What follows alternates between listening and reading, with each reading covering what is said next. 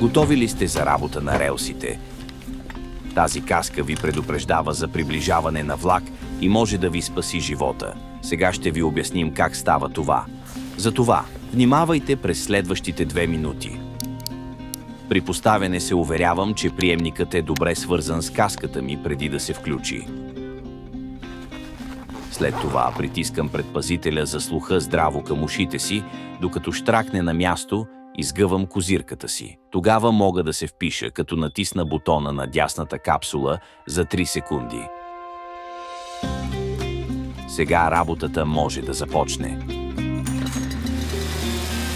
Светодиодите в каската ми светват с вълнообразно движение. Ако системата задейства предупреждение, защото приближава влак, каската ми автоматично ме предупреждава. Чувам еднократно този звук.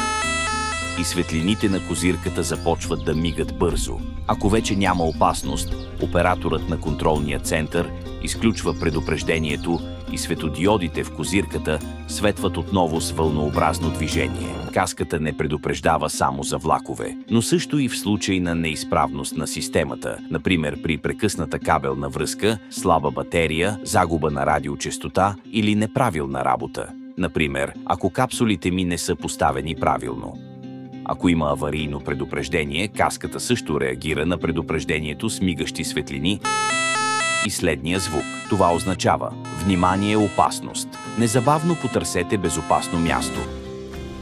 За да напусна работното място, например за заслужена почивка, първо отивам в безопасна зона и правя запитване за почивка в контролния център чрез натискане на бутона.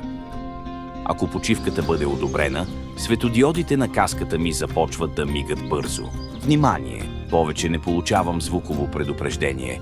Едва сега мога да сваля каската. За да поддържам каската си, мога лесно да сменям лентата за пот и вложките от пяна.